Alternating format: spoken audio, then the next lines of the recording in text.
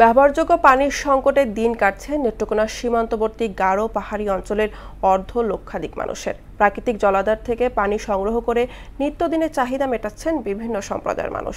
সংকট নিরসনে ঊর্ধ্বতন মহলে প্রস্তাবনা পাঠিয়েছে স্থানীয় জনস্বাস্থ্য প্রকৌশল অধিদপ্তর। মলয় রঞ্জন সরকারের তথ্য ও চিত্রে ডেস্ক রিপোর্ট।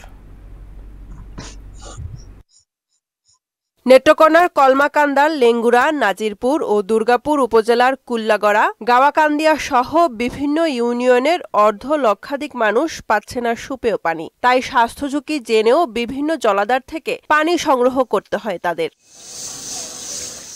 পাহাড়ি ছড়া, খাল, নদীনালা, কূপ থেকে সংগ্রহ করা পানি দিয়ে মিটাচ্ছেন খাবার সহ নিত্যদিনের গৃহস্থালির কাজ। শুকনো মৌসুমে পানির সমস্যা আরও তীব্র হওয়ার কথাও জানিয়েছেন স্থানীয়রা। শুকনো মৌসুমে এগুলোর মধ্যে টিউবওয়েল থেকে পানি ওঠে না, একেবারে পানি থাকে না। এই যে আমাদের যে গ্রামের যে লোকজন আছে তারা দেখা যায় খালের পানি আইনা খায়, পানি ব্যবহার করে খাই, রান্না বান্না করে আমরা এই পানি দিয়ে সব ব্যবহার করে। আমরা নদীর মধ্যে যে গর্ত করে পানি খাই, বিশুদ্ধ পানি আমরা কই পাইব?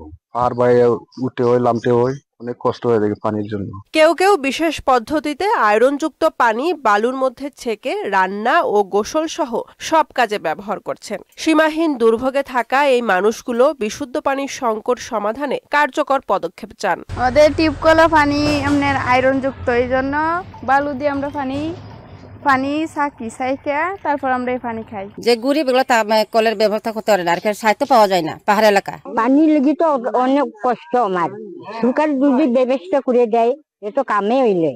অচিরে যদি এই সংকটের সুরাহা করা না হয়, এবং আমি আশা করি যে প্রশাসন এর একটা সুন্দর একটা ব্যবস্থা করবেন। বিশুদ্ধ পানির সংকটের কথা স্বীকার করে এই কর্মকর্তা বললেন, সমস্যা সমাধানে প্রধান প্রকৌশলী কার্যালয়ে গভীর নলকূপ স্থাপনের চাহিদাপত্র পাঠানো হয়েছে। গত বছরে একটি প্রকল্পের প্রস্তাব দিয়ে আমরা বিভিন্ন কমিউনিটি টয়লেট, সাবমার্সিবল টিউবওয়েল সহ অন্যান্য উপাদান সহ একটি প্রস্তাব পাঠিয়েছি আমাদের ঊর্ধ্বতন কর্তৃপক্ষের কাছে, আমাদের ডিপার্টমেন্টে।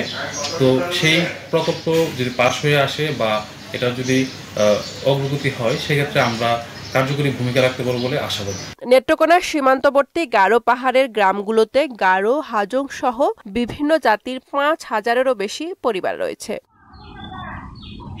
বুশরাত জাহান, মোহনা সংবাদ।